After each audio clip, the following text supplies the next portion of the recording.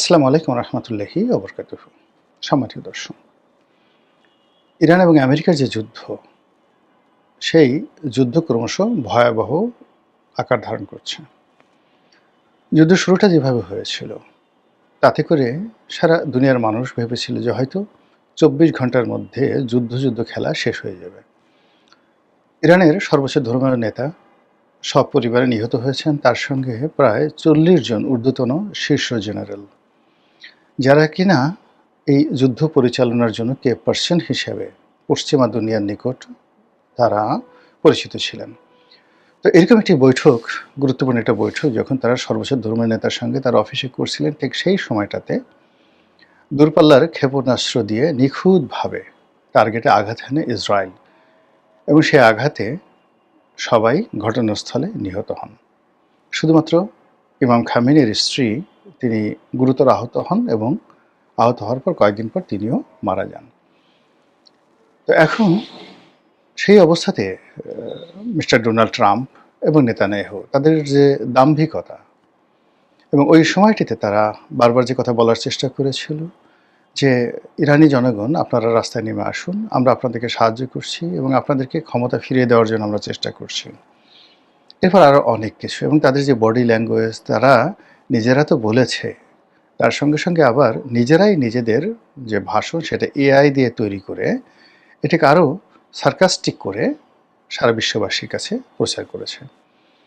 কিন্তু যুদ্ধের দ্বিতীয় দিন এবং তৃতীয় দিনে এমন কিছু ঘটনা ঘটেছে যা কিনা নেতানিয়াহুকে রীতিমতো পাগল বানিয়ে ফেলছে, এবং সারা দুনিয়াতে একটি গুজব ছড়িয়ে পড়েছে যে নেতানিয়াহু আহত হয়েছেন, কেউ বলছে নিহত হয়েছেন, কেউ বলছেন তিনি জার্মানিতে পালিয়ে গেছেন। কিন্তু ৩ দিন পরে এখন নেতানিয়াহুর কোনো স্পষ্ট বক্তব্য আমরা দেখতে পাচ্ছি না। যে সকল ভিডিও ফুটেজ আমরা ইসরায়েলের দেখতে পাচ্ছি, তাতে স্পষ্ট বোঝা যাচ্ছে যে ইসরায়েলের আকাশ প্রতিরক্ষা ব্যবস্থা, যেটা তারা আয়রন ডোম দিয়ে তৈরি করে করেছিল, সেই আকাশ প্রতিরক্ষা ব্যবস্থা সম্পূর্ণ ভেঙে পড়েছে।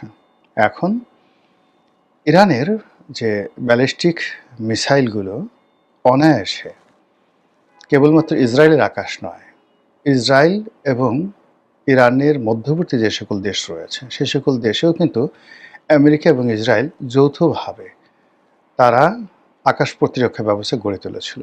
যেমন সংযুক্ত আরব আমিরাত, কাতার, জর্ডান, সিরিয়া। তো এই সকল দেশে তারা যে আকাশ প্রতিরক্ষা ব্যবস্থা গড়ে তুলেছিল নিজেদের দেশকে নিরাপদ রাখার জন্য, সেই ব্যবস্থাও তছনছ করে দিয়েছে ইরান। এখন ইরানের যে ক্ষেপণাস্ত্র, এটি মধ্যপ্রাচ্যের আকাশে রীতিমতো তাণ্ডব সৃষ্টি করছে। অবাধ এবং স্বাধীনভাবে তারা ঘুরে বেড়াচ্ছে, এবং অদ্ভুত অদ্ভুত নামে তাদের ড্রোন, তাদের ক্ষেপণাস্ত্র এবং তাদের ক্ষেপণাস্ত্রের মধ্যে বিভিন্ন ক্যাটাগরি, সেগুলো তারা ব্যবহার করে যাচ্ছে। এবং আজকের দিন পর্যন্ত, আমি এই ভিডিওটি করছি যুদ্ধের চতুর্থ দিনে, যুদ্ধের চতুর্থ দিনের খবর হলো যে তারা এখনো পর্যন্ত তাদের মাঝারি রেঞ্জের এবং নিম্নমানের যে মারণাস্ত্রগুলো বা আগ্নেয়াস্ত্রগুলো অথবা যে ক্ষেপণাস্ত্রগুলো তারা ব্যবহার করছে, কিন্তু তারা বলছে যে তাদের হাতে আরও সুপারসনিক, আরও আলট্রা মডার্ন ক্ষেপণাস্ত্র আছে, এবং সেইগুলো তারা প্রয়োগ করবে, এমনভাবে প্রয়োগ করবে যাতে করে ভিখারির মতো ইসরায়েল এবং আমেরিকা ভিখারির মতো তারা ইরানের কাছে যুদ্ধবিরতির জন্য করজোড়ে হাত জোড় করে তারা প্রার্থনা জানাবে। কতটা কথা সত্য, কতটা কথা মিথ্যা, কতটা কি হবে না হবে, ডাজ নট ম্যাটার। আবার এদিকে আমেরিকার পক্ষ, আমেরিকা যেহেতু বিশ্বের এখন ১ নম্বর পরাশক্তি, তার সঙ্গে সঙ্গে ইসরায়েলের যে সামরিক কৌশলতা, তাদের সক্ষমতা, এটি মধ্যপ্রাচ্যের মধ্যে ১ নম্বর। এই দুটো সম্মিলিত শক্তি, তার সঙ্গে আবার মানে আমেরিকার যে বন্ধু রাষ্ট্রগুলো রয়েছে, সেই বন্ধু রাষ্ট্রের যে বেসগুলো, কাতারের বেস, সাইপ্রাসের বেস, সেই বেসগুলো তারা ব্যবহার করছে, এবং বিভিন্ন দ্বীপপুঞ্জে ব্রিটিশ যে সকল নেভাল ফোর্স রয়েছে বা নেভাল বেস রয়েছে, সেইগুলোকে ব্যবহার করে আমেরিকা একের পর আক্রমণ চালিয়ে ইরানকে কিভাবে তছনছ করেছে আমরা পরিপূর্ণভাবে বুঝতে পারছি না। এর কারণ হলো ইরান নিয়ন্ত্রিত, সেখানে ইন্টারনেট বন্ধ করে দেওয়া হয়েছে, ব্ল্যাক আউট করে দেওয়া হয়েছে, ফলে সব খবরাখবর আসছে না। কিন্তু আমরা আন্দাজ করতে পারি যে আমরা যা কিছু কল্পনা করি তার সাথে অনেক অনেক বেশি ক্ষয়ক্ষতি ইরানের হয়েছে। তো এই অবস্থাতে যুদ্ধের পরিণতি কী? ইরান কি আত্মসমর্পণ করবে? ইরান কি আমেরিকা ইরাকের মতো দখল করবে? ইরান কি সেই লিবিয়ার পরিণতি ভোগ করবে গাদ্দাফির মৃত্যুর পরে? Not like that. ইরান তার যে পর্বতমালা রয়েছে, ইরানের চারিদিকে ঘিরে যে পর্বতমালা রয়েছে এবং সেখানে যে সকল মরুভূমি রয়েছে, মরুভূমির সঙ্গে সঙ্গে বরফ আচ্ছাদিত যে সকল অঞ্চল রয়েছে, এই অঞ্চল প্রাকৃতিকভাবে ইরানকে দুর্ভেদ্য করে তুলেছে। ফলে পৃথিবীর তাবৎ শক্তি দিয়ে এয়ার স্ট্রাইক করে আমেরিকা এখানকার যত স্থাপনা এগুলো নষ্ট করতে পারবে। এমনকি পারমাণবিক বোমা নিক্ষেপ করে এখানের বহু মানুষকে তারা মেরে ফেলতে পারবে, সভ্যতার চাকা মানে উল্টো দিকে ঘুরিয়ে দিতে পারবে। কিন্তু স্থল অভিযান করে, মানে এখানে স্থল অভিযান করতে হলে অ্যাটলিস্ট 10 লাখ সৈন্যের উপস্থিতি লাগবে। কিন্তু এই 10 লাখ সৈন্য নিয়ে তারা সেই ইরান দখল করবে, তাদের পাপেট সরকার বসাবে বা নিজেরা সেখানে কর্তৃত্ব প্রতিষ্ঠা করবে, এটা সুয়ের পেছন দিয়ে উট ঢোকার মতো ঘটনা। এর কারণ হলো এই জাতিটির 2500 বছরের সুনির্দিষ্ট ইতিহাস আছে। এই 2500 বছর ধরে তারা পৃথিবী শাসন করছে।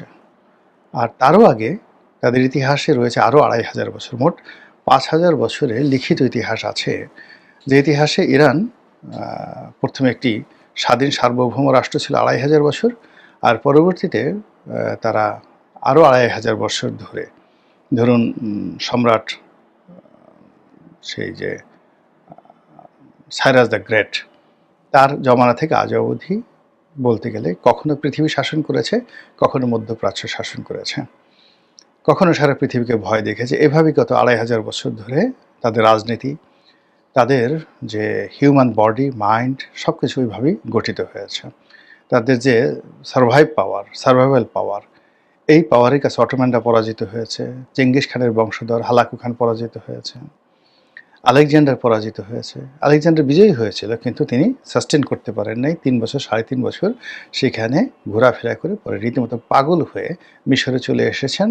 আবার মিশর থেকে তিনি সেই ওখানে যে অপমান হয়েছেন, সেই অপমানটা ভোলার জন্য আবার এই যে এখন যে ইসরায়েল যে জায়গাটি আছে, ইসরায়েলটাও তিনি দখল করে ফেলেছিলেন।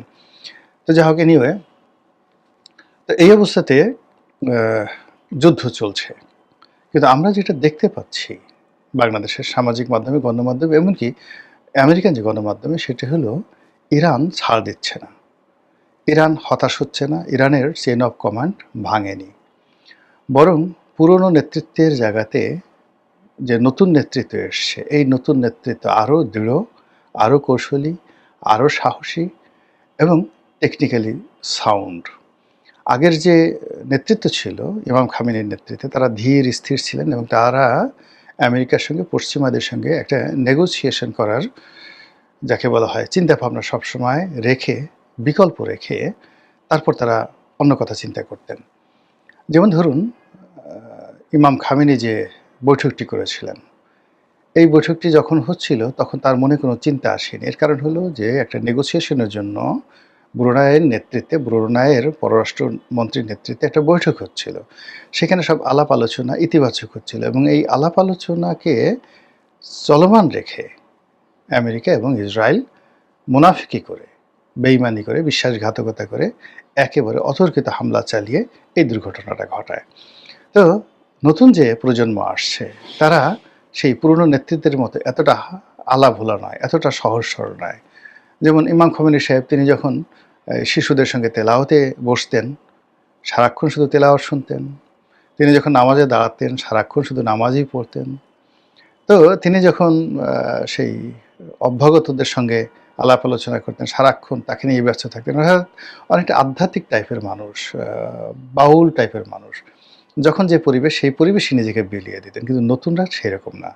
তারা পার সেকেন্ডকে ন্যানো সেকেন্ড বানিয়ে তারপরে তারা চিন্তা করছে কি হবে না হবে। এবং এই গত 4 দিনে এই নতুন নেতৃত্ব যেভাবে যুদ্ধ পরিচালনা করছে, তাতে করে আমেরিকা এবং ইসরায়েলের মধ্যে কান্নার রোল পড়ে গেছে।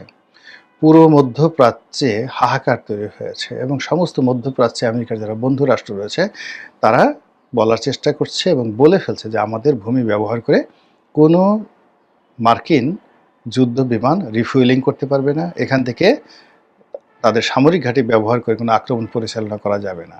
এবং ইতিমধ্যে স্পেন সরাসরি নিষেধ করে দিয়েছে আমেরিকাকে। এবং স্পেন শুধু তাই না, স্পেনকে আমেরিকা বলেছে যে আমরা তোমাদের বিরুদ্ধে বাণিজ্য নিষেধাজ্ঞা দেব। স্পেন বলেছে দাও, তোমাদের যা ইচ্ছা তাই দাও, তোমাদের বাণিজ্য নিষেধাজ্ঞা মোকাবেলা করে কিভাবে চলতে হয় ওটা আমাদের জানা আছে। আর এই যুদ্ধের যে এই যে মোড় পরিবর্তন করে ফেলেছে নতুন নেতৃত্ব, তারা ঠিক মরিয়া হয়ে মরণ কামড় দিয়ে মধ্যপ্রাচ্যে আমেরিকার যে সকল দালাল রয়েছে, দালাল রাষ্ট্র রয়েছে, তাদের বিত্তবিলাস ভবন রয়েছে, প্রাসাদ এবং হরমরাজি রয়েছে, সব জায়গাতে পাগলের মতো তারা আক্রমণ করে যাচ্ছে, তছনছ করে ফেলছে। এবং এভাবে যদি চলতে থাকে, আগামী 1 সপ্তাহ যদি এইভাবে চলতে থাকে, দুবাই থাকবে না, শারজা থাকবে না, আবুধাবি থাকবে না, রিয়াদের দাপট থাকবে না।